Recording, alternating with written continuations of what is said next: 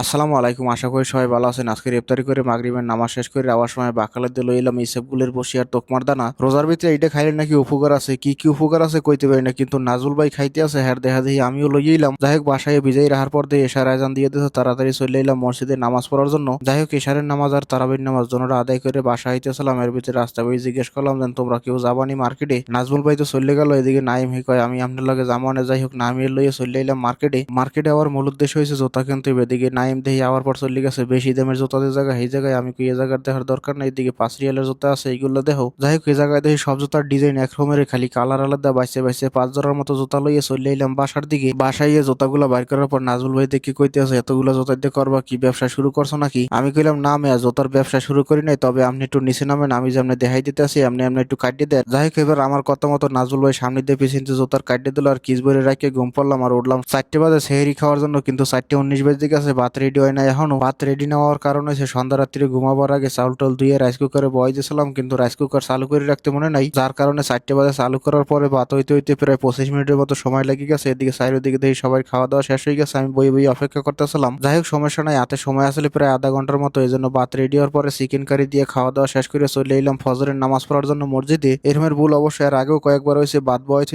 Rice cooker চালু করতে মনে নাই, তবে তখন রোজা আসলে না। যাই হোক, ফজরের নামাজ পড়ে হালকা একটু ঘুম দিয়েছিলাম আর 7টা বাজে রেডি হইলাম